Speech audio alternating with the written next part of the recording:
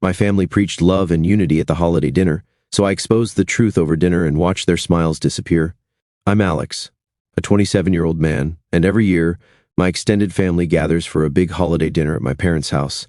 It's a tradition, relatives, family, friends, a huge dinner spread, the usual. On the surface, it looks like the perfect family gathering, but for as long as I can remember, it's been a showcase of the same old favoritism that's been going on for years. My older brother, who's 30 years old, has always been the golden child. He's the one my parents dote on, the one who gets praised for every little thing he does, even if it's something most adults handle on their own. Meanwhile, I've always been the one expected to figure things out, be responsible, and not make a fuss about anything. If I ever complained, the answer was always the same: that's just how life is, or you need to be more understanding. Then there's my younger sister, who's 24 years old. She's quieter than I am, but she's never really been given much attention either. If anything, she's been treated as an afterthought most of the time. Over the past few years, she started opening up to me about how tired she was of it all, how she felt invisible compared to our older brother, how she noticed our parents bending over backward for him while expecting us to handle everything on our own. It's always been frustrating, but this year, the favoritism hit a new level. A couple of months before the holiday gathering, my parents surprised my brother with a brand new car, not a used one, not something practical, an expensive, fully loaded car paid for in full, no strings attached. Meanwhile, when I needed a car a few years ago, I had to save up for it myself, work extra shifts, and figure out financing on my own. No offer of help, no discussion, just, you're an adult, that's your responsibility. The car wasn't even the real issue, it was the principle of it. Every time my brother wanted something, it magically appeared. If he ever had a problem, my parents were there to fix it. But when it came to me or my sister, we were expected to handle everything ourselves. So, when the holiday gathering finally rolled around, I already knew what kind of night it was going to be. The usual relatives, the same conversations, the same forced smiles. And right on cue, the night played out exactly how I expected. It started with the relatives fawning over my brother. They went on and on about his hard work and how impressive it was that he was doing so well. Of course, no one mentioned that his cushy job had been handed to him by one of my dad's old friends. Meanwhile, I had built my career from scratch without any help but barely got a nod of acknowledgement. Then the conversation turned to how kids these days needed to be more self-sufficient. A couple of older family members started talking about how young people should stop expecting handouts and work for what they want. My parents nodded along, completely ignoring the fact that my brother had been handed everything he ever wanted on a silver platter. I was biting my tongue until one of my uncles, who always had something to say, decided to make a little comment. He looked at me and laughed about how I could learn a thing or two from my brother when it came to financial decisions. That was it. That was the breaking point. I didn't yell. I didn't make a scene. I just laid everything out, plain and simple. I listed every single time my parents had gone out of their way for my brother while expecting the rest of us to fend for ourselves. I pointed out how he got handed a car while I was told to figure it out alone, how his job wasn't a result of hard work but connections, how my sister and I had always been expected to do more with less while my brother got more for doing nothing. For the first time, the room was silent. My parents looked furious. My brother shifted in his seat, clearly uncomfortable. My sister, though, looked relieved, like she had been waiting for someone to finally say it out loud. And then came the gaslighting. My mom immediately jumped in, accusing me of ruining the holiday and bringing negativity into a family gathering. My dad shook his head, muttering something about how I was just jealous. My brother? He just shrugged and smirked. Well, life isn't fair, he said, like it was all just some joke. That was all I needed to hear. I stood up, grabbed my jacket, and told my sister I was leaving. She didn't hesitate. She got up too, and together we walked out while the rest of the family sat there in stunned silence. Maybe they expected us to apologize. Maybe they thought we'd regret making a scene. But as we got in the car and drove away, my sister turned to me and said, I don't think I want to come back next year. And for the first time, I realized I didn't either. As soon as my sister and I left the holiday gathering, the family group chat exploded. The messages started rolling in before we even got back to my place. At first, it was just my mother, sending long-winded texts about how we had embarrassed the family, how we had ruined the holiday, how she had never been so disappointed. Then, one by one, other relatives chimed in. Some were outraged, accusing us of being disrespectful and dramatic. Others sent more passive-aggressive messages, saying things like, this wasn't the time or place for that conversation. A few messages stood out. My brother sent a single text, you're so dramatic. Nothing else. No attempt to defend himself, no acknowledgement of anything I said, just brushing it off like it was nothing, like he didn't even care. Then, quietly, a few cousins started reaching out in private. Some just sent short messages, "Thank you for saying that," or "You said what we've all been thinking." Others were more direct, admitting they had noticed the favoritism for years, but never had the nerve to bring it up. One of my cousins, who's a few years younger than me, confessed that he had dealt with a similar kind of treatment, but had always kept quiet to avoid rocking the boat. My mother wasn't letting it go. After sending paragraph after paragraph in the group chat, she started messaging me directly. This time, the tone was different, less anger, more guilt-tripping. She went on about how family should stick together, how I had crossed the line by airing dirty laundry in front of everyone. Then came the demand I needed to apologize, not just to her and my father, but to my brother too, for humiliating him. I didn't respond, neither did my sister. A few hours later, my phone rang.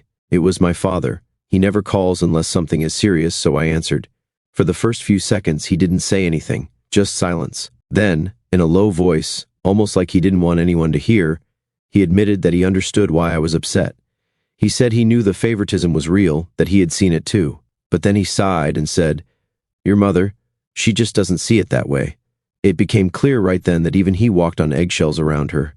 He wasn't calling to defend my brother or even himself. He was calling because he didn't know how to handle the fallout. But instead of acknowledging that the problem needed to be addressed, he told me to just let it go for the sake of the family. The next day, the family narrative had officially shifted. My parents started telling everyone that I had blown things out of proportion, that I had turned on them for no reason. Suddenly, I wasn't someone who had called out years of unfair treatment. I was ungrateful, disrespectful, bitter. That same afternoon, I got a message from an aunt about an upcoming birthday celebration for one of our younger cousins. It was a family gathering, the kind I normally wouldn't think twice about attending. But this time, there was a catch. The invitation came with a condition: you can come if you apologize. That was all I needed to see. I didn't even respond. My sister got the same message. She didn't respond either. Instead, she made a decision. If I wasn't welcome without an apology, then she wasn't going either. For the first time, she was setting her own boundaries. The divide in the family was clearer than ever. Some relatives stayed neutral, not wanting to get involved. A few older ones took my parents' side, likely out of habit or personal history. But younger cousins, who had grown up watching this favoritism play out, were more open. Some sent quiet messages of support, admitting they had noticed for years, but had always kept quiet to avoid rocking the boat. Days passed, then a week. I didn't reach out to my parents, and they didn't reach out to me either. The group chat was quieter than usual, except for the usual updates about random family events.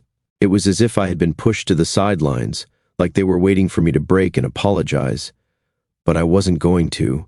For the first time, I decided to step back and see if they were ever willing to acknowledge the truth. And if they weren't, then maybe it was time to accept that things weren't going to change. Days passed, then weeks. The silence was deliberate. My parents and brother stopped reaching out entirely, clearly expecting me to break first. It was the same pattern as always: ignore the problem, wait for me to cave, and then pretend nothing ever happened. But this time, I wasn't playing along. My sister wasn't either. The family group chat continued, but we might as well have been invisible. Messages about upcoming events, random updates about relatives, but nothing directed at us. Then my mother made her next move. She posted a vague but painfully obvious message on social media.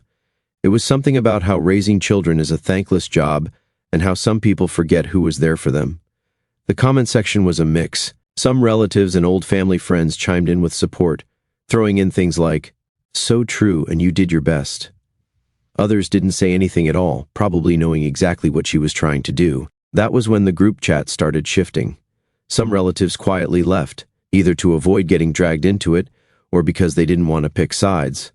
Others stuck around, but started dropping more passive-aggressive remarks. A cousin mentioned how family should always stick together, while an aunt commented on how some people let pride get in the way of forgiveness. None of it was directed at me or my sister by name, but the message was clear. Then my grandmother called. She sounded confused, upset even. She had heard from my mother that I had attacked the family out of nowhere and stormed out of the holiday gathering. I calmly explained what had really happened, how my brother had been given everything his entire life while my sister and I were expected to fend for ourselves, how my parents had ignored it for years, and how I had simply pointed it out when it was thrown in my face yet again. There was a long pause, then a quiet, "I didn't know." She promised to speak to my parents. That must have rattled them because suddenly they weren't just ignoring me anymore. They were reaching out to everyone except me. A couple of cousins mentioned that my parents had started making calls, telling their version of events, trying to get people on their side. It was damage control, plain and simple. They had expected me to fold, and when I didn't, they started scrambling to make sure no one else did either. Then my sister made her own move. She had been quiet in all of this, but she wasn't holding back anymore. She reached out to our parents directly, something she hadn't done in weeks. No arguments, no back and forth, just one clear message. She was done being treated like an afterthought. If they wanted to be in her life, they needed to start acting like parents, not just caretakers for my brother. She wasn't going to pretend everything was fine anymore. There was no response, not right away. Around that same time, a few of my cousins decided they had seen enough. They had their own frustrations with the family, their own issues with the way things had always been. So instead of going to the next big family event, they planned something else, a separate holiday gathering, one without the usual tension, without the forced smiles and favoritism, a quiet rebellion, but a rebellion all the same. My sister and I were invited. My parents, my brother, and the rest of them were not. Then my brother called. He never called, so I picked up, expecting something important. It wasn't. He was just smug, dismissive, told me I was making this a bigger deal than it needed to be, said I was overreacting, acting like this whole thing would blow over if I just stopped being so sensitive. I hung up. The next family event was a birthday celebration for one of the younger cousins. I didn't go. My sister didn't go either. But apparently I didn't need to be there for the conversation that happened. An aunt, one of the few people in the family who wasn't afraid to speak her mind, finally called my parents out in front of everyone. She pointed out the favoritism, the years of double standards, how obvious it all was. That was when the real argument started. Voices were raised, defenses were thrown up.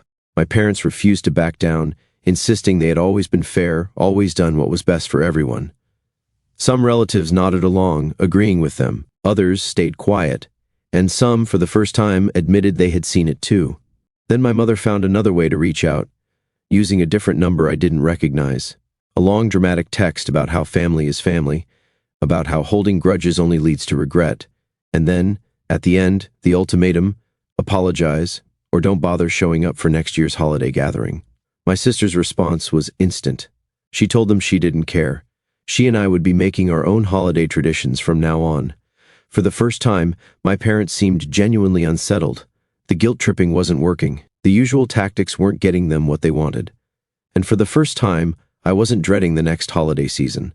I wasn't waiting for an argument, for another year of biting my tongue while my brother got everything handed to him. I was finally free from it. A few days after my sister shut down my parents' ultimatum, they made their next move. A message showed up in the family group chat, vague but pointed. My parents were inviting everyone to a family discussion, a chance to clear the air and get back to being a family again. It was obvious who the message was really aimed at. I ignored it. My sister ignored it. But that didn't stop the calls. An aunt reached out, saying it would be best to just hear them out.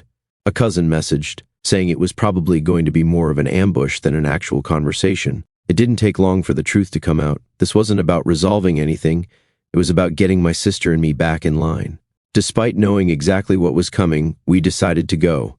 Not to apologize, not to back down, but to make it clear, one final time, that we weren't going to pretend everything was fine. The moment we walked in, it was obvious this wasn't a discussion. It was a setup. My parents sat in the center of the living room, flanked by a few relatives who had clearly already taken their side. My brother was there too, slouched in a chair, arms crossed, looking completely unbothered. My father nodded toward an empty couch, gesturing for us to sit, like this was some kind of official meeting. Before we even had a chance to speak, my mother launched into it. She talked about family values, about how much she had done for us, how she never thought her own children would turn against her. She didn't address anything that had actually happened, no mention of favoritism, of years of neglect toward my sister and me, just the same emotional manipulation, twisted into a speech about how she had always done her best. My brother smirked through it all, the same arrogance, the same dismissiveness. When my mother paused, he leaned back and casually threw in, "Some people just love playing the victim." A few relatives nodded, others looked uncomfortable. I didn't react. I just waited. Then came the real reason we were there. My father, usually the quiet one in these situations, finally spoke up. He told us we needed to stop keeping score, that family isn't about who gets what. He framed it like my sister and I were obsessed with counting every little thing, ignoring the fact that we had spent years being treated as lesser. I didn't let it slide. I laid it all out again, calmly, point by point, the car, the job connections, the years of double standards, the fact that my brother had never once been expected to fend for himself the way my sister and I had. I didn't yell, I didn't argue, I just laid out the facts. And the longer I talked, the quieter the room became. My brother rolled his eyes, exhaling loudly, like he was bored. Then he shrugged. I never asked for any of that, as if that somehow erased the years of special treatment, as if benefiting from favoritism didn't matter unless he had personally demanded it. Then, for the first time, my sister spoke up in front of everyone. She didn't hesitate. She didn't stumble over her words. She told them exactly how she'd been treated for years, ignored, overlooked, expected to be fine with being second place to our brother. She made it clear that she wasn't going to play along anymore, that she wasn't going to pretend our parents had been fair when they hadn't. The shift in the room was immediate. Some relatives looked away, clearly uncomfortable but unwilling to say anything. A few nodded, agreeing silently but not openly. And then there were the ones who jumped in, defending my parents, saying we were being too harsh, that things weren't as bad as we were making them seem. That was when my father snapped. His voice rose, cutting through the tension. Family is about respect, not keeping score, he repeated, louder this time. He wasn't listening, he never had. To him, it was simple. We were wrong for bringing it up, wrong for refusing to let it go. And then my mother delivered the final blow. Apologize and let this go, she said, her voice shaking, or you're no longer part of this family. No hesitation, no doubt, just a clear demand, fall back in line or be cut off. I stood up. So did my sister. Without another word, we left. That night, our phones blew up. Some messages were angry, calling us selfish and cruel. Others were quieter, cousins and aunts admitting they had seen what we saw but were afraid to take a stand. A few just sent short messages, I get it, or I wish I had the courage to do what you did. But from our parents, nothing. For the first time, they had nothing left to say. In the days following the so-called family discussion, the damage control began. My mother wasted no time in twisting the story to fit her version of events. Calls were made, messages were sent. She painted my sister and me as disrespectful, ungrateful, and cruel. To hear it from her, we had lashed out at our own parents for no reason, attacking them over things that were never really an issue. Word spread quickly. A few relatives stopped responding to our messages altogether. Others sent short, awkward responses, clearly trying to stay out of it. Then my mother went public with her pity campaign. A long, vague post about how some children forget who raised them, and how no matter what you do, some people will betray you in the end. The comments section filled up quickly. Some family friends offered sympathy. Some shared their own experiences of ungrateful children. But a few people, ones who clearly knew more about the situation, left neutral comments like, there are two sides to every story. My brother, meanwhile, was enjoying the fallout. Without us around, he had free rein. He made sure everyone knew that the drama makers finally removed themselves. From what I heard, he treated it like a victory, like our absence proved we were the problem all along. All of this took a toll on my sister. For the first time, she hesitated. She wondered if we had been too harsh, if we had taken things too far, if maybe, just maybe, we should have handled it differently. I reminded her of everything we had been through, every time we had been overlooked, every time we had been dismissed, every year we had spent watching our brother get everything while we were told to be responsible. This wasn't about one fight. This was about years of being treated as second class in our own family. She didn't bring it up again. As time passed, more relatives started reaching out, not all at once, but gradually. A cousin here, an aunt there. Some admitted they had noticed favoritism for years, but had been too afraid to say anything. Others had been unsure at first, but started questioning things once they saw how determined my sister and I were to stand our ground. An aunt, who had stayed mostly silent, reached out. She said she respected us for finally standing up to it. She didn't openly take sides, but it was the closest thing to real support we had gotten from an older family member. Meanwhile, our parents had switched to a new strategy: silence. They didn't reach out. They didn't message. They clearly expected us to come crawling back, to regret our decision and beg to be let back in. Then the family group chat erupted again. Our names came up in a conversation, and just like that, it turned into a full-blown argument. Some relatives defended us, saying they had seen the favoritism too. Others called us immature, claiming we were tearing the family apart over nothing. A few tried to stay neutral, saying things like, "We just want everyone to get along." The chat split down the middle, those who thought we had a right to stand up for ourselves and those who thought we were just being difficult. Then my grandmother called. She had heard everything, or at least everything my mother had told her. She didn't yell. She didn't scold. She just asked us to let this go. She said family is family, like that was supposed to fix everything. I told her the truth, that I wasn't interested in being part of a family that refused to acknowledge reality, that I wasn't going to pretend nothing had happened just because it made things easier for everyone else. She was quiet for a long time before she sighed and ended the call. Then the final confirmation came. My brother was getting married soon. I had known about the engagement for a while, but the wedding date had just been set, except we weren't invited. There was no announcement, no conversation, just silence. Quietly, we had been erased from the guest list. A few days later, my mother sent one last message, a weak, passive-aggressive attempt at an olive branch. "We love you and hope you'll come back when you're ready to act like family again." I ignored it. And for the first time, that silence actually seemed to bother them. The holidays rolled around, and for the first time in years, my sister and I didn't spend them with our parents. Instead, we made new traditions. We spent it with friends, people who actually cared about us, people who didn't demand apologies just to be treated with basic respect. No forced smiles, no walking on eggshells, no sitting through a dinner while our brother was praised and we were ignored, just peace. Weeks passed in silence, no messages, no calls, nothing. It was clear my parents were waiting, expecting my sister and me to be the ones to reach out first. But we didn't. Then, out of nowhere, my father called. No preamble, no acknowledgement of everything that had happened. Just a casual invitation to a family dinner, as if nothing had changed, as if we hadn't just spent months being iced out. I immediately recognized it for what it was. It wasn't an apology, and it wasn't about making things right. It was a way to sweep everything under the rug, to pretend none of it had ever happened. My parents had done this before, waiting for enough time to pass before acting like the conflict had never existed. My sister hesitated for a moment.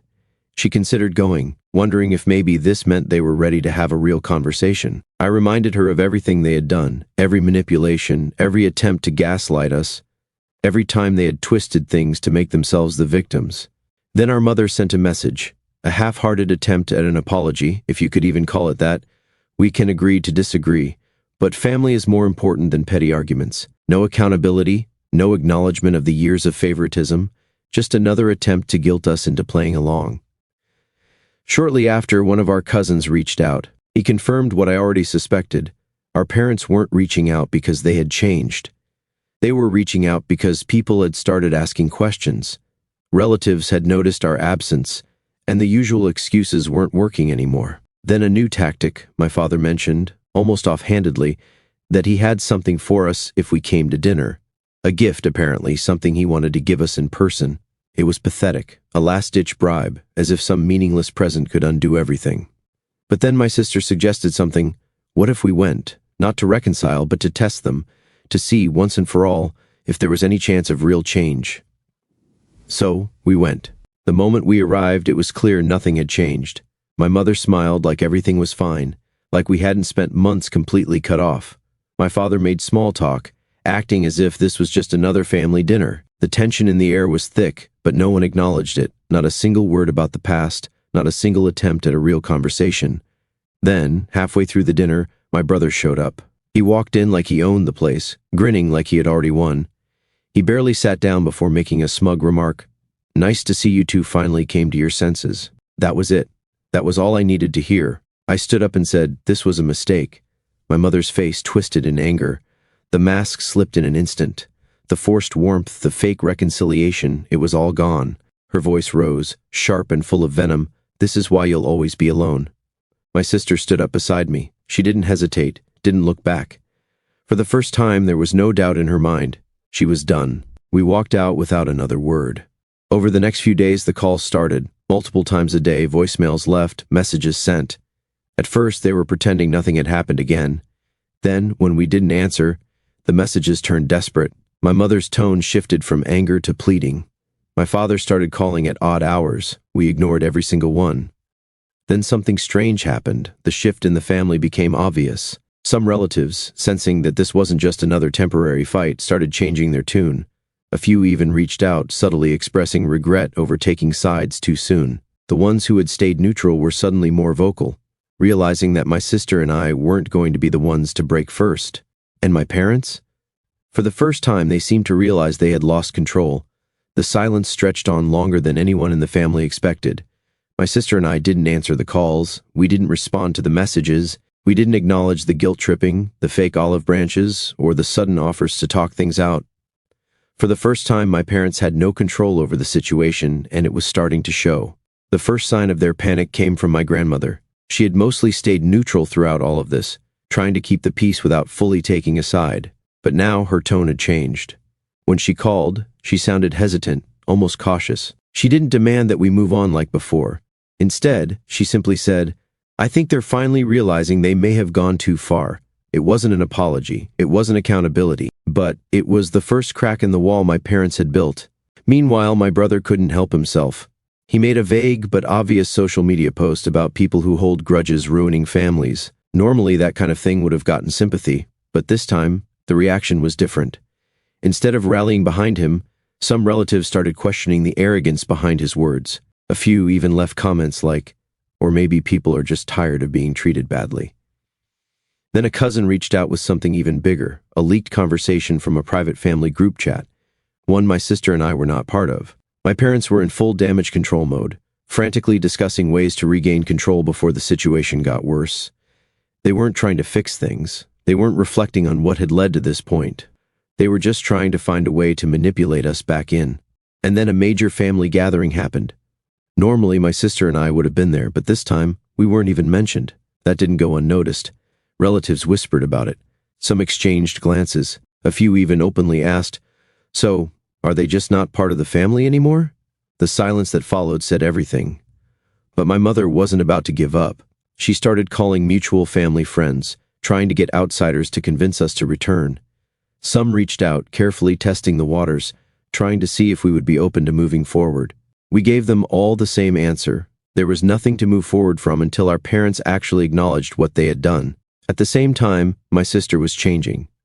At the start of all this, she had moments of doubt, moments where she wondered if we were being too harsh. But now, she saw the manipulation for what it was.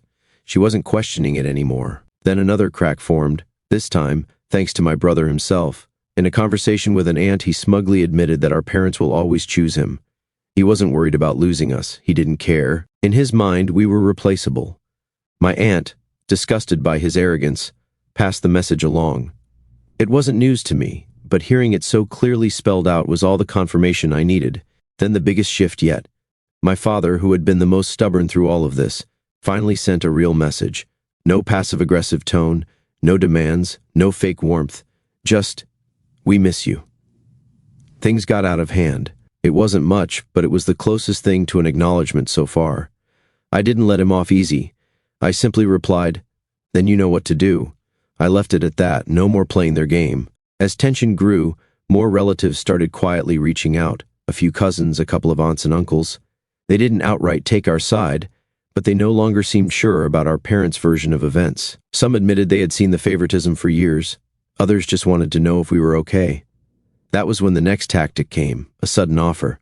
My parents reached out, saying they wanted to give us money toward a vacation. No reasoning, no explanation, just a sudden, out-of-character gift. It was a bribe, plain and simple, a final attempt to lure us back in without having to actually acknowledge anything. Then my mother made a mistake. She called my sister directly. At first, the tone was calm. Then the manipulation started. The guilt, the tears, the twisting of events.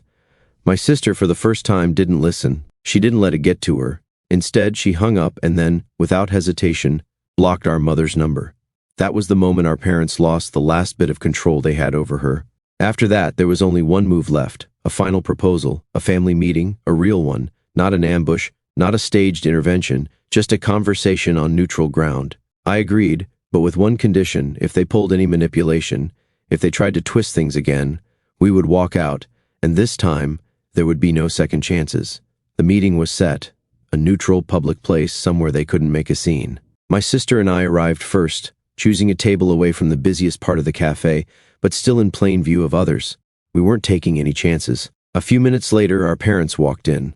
Our mother had the same expression she always wore when she was about to play the victim: tight lips, watery eyes, the forced look of someone carrying the unbearable weight of being betrayed. Our father, as expected, barely met our eyes, his shoulders stiff as he followed behind her. The first few minutes were filled with meaningless small talk. My mother acted as if this was just another family outing, talking about things no one cared about, waiting for us to ease up and pretend everything was fine. My father said nothing. Then she finally got to the point. She called the entire situation a misunderstanding. She said tensions got high and that things were said that shouldn't have been. She acted like this was some minor argument, as if we had simply overreacted. That was when I stopped her. I told her, point blank, that this wasn't a misunderstanding. It wasn't a small issue. It wasn't just one argument. This was years of being treated as lesser, years of favoritism, gaslighting, and dismissing both me and my sister, while our brother was handed everything on a silver platter. I told her that if she wasn't willing to acknowledge that, then there was no point in this conversation. The moment I finished, the tears started. The same performance, the same act. She buried her face in her hands, shaking her head, calling us cruel for dwelling on the past. Then something unexpected happened. My father spoke, and this time, for the first time in years, he said something real. He admitted it. He admitted that they had treated our brother differently, that they had prioritized him, given him more, made excuses for him. He admitted that he knew it was unfair, but had always told himself it was what was best for the family. My mother's reaction was instant. She turned on him so fast it was almost shocking. Her voice rose, her face twisted in anger. She accused him of turning against her, of making things worse. Her whole body shook with rage, her hands gripping the edge of the table like she was holding herself back from completely losing it.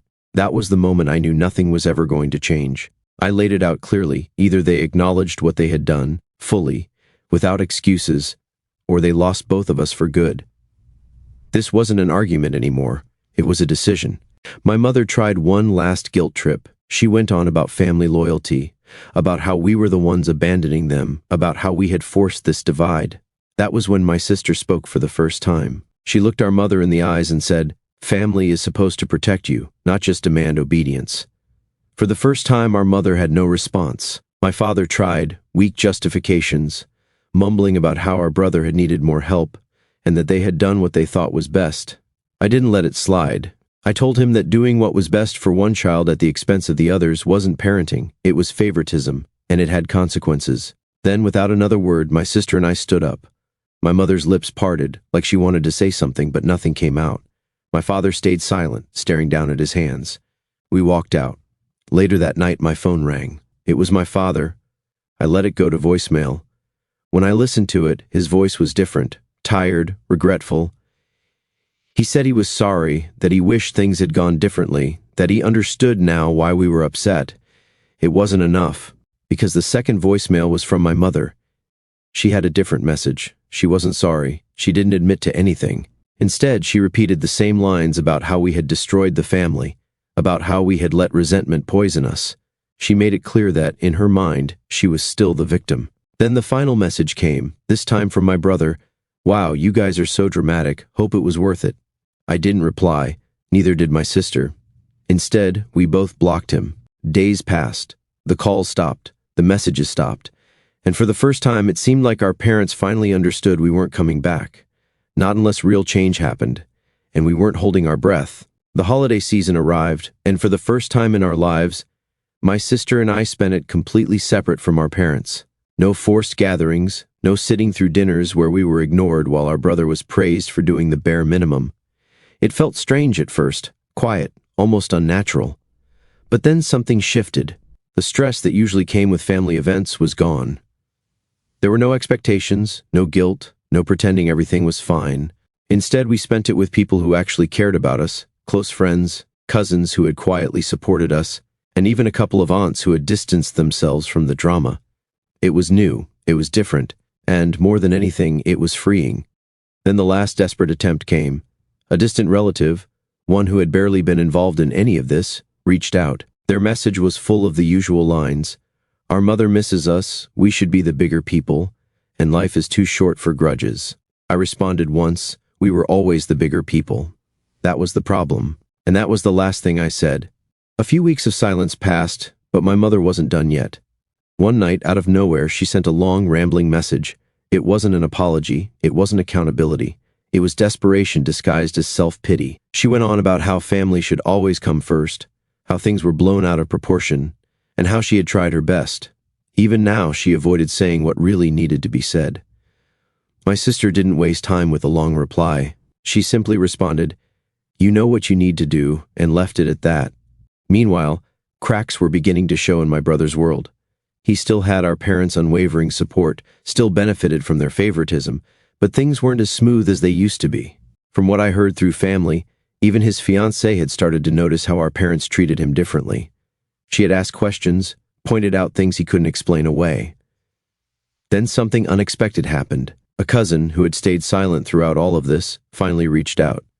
She admitted that watching my sister and me stand up for ourselves had made her rethink her own relationship with the family. She had always been too scared to say anything, too afraid of what would happen if she pushed back. But now, she wasn't so sure she wanted to keep playing along. For the first time, I realized something. Walking away from toxic family wasn't just about proving a point. It wasn't just about standing our ground. It was about showing others that they didn't have to accept it either. With no more forced obligations, my sister and I started truly focusing on our own lives. She finally moved out on her own, something she had hesitated to do for years because of the family's judgment. Without them in the picture, she made her own choices without needing permission, without fear of disappointing anyone. As for me, I realized something else. Cutting off toxic people wasn't just about making a statement. It was about reclaiming happiness. It was about no longer allowing people who drained me to take up space in my life. Then came the last manipulation attempt. One final message from my mother, short, dramatic, and dripping with guilt. "I wonder if you'll regret this when I'm gone." I didn't respond, because the truth was, I had already mourned that relationship. I had accepted that she would never change, and I had made my peace with it. Some people spend their whole lives trying to fix what is broken, trying to make people see the damage they refuse to acknowledge. But not every battle is meant to be won. Some are meant to be walked away from. That was the lesson my sister and I had finally learned, and it was the best decision we had ever made.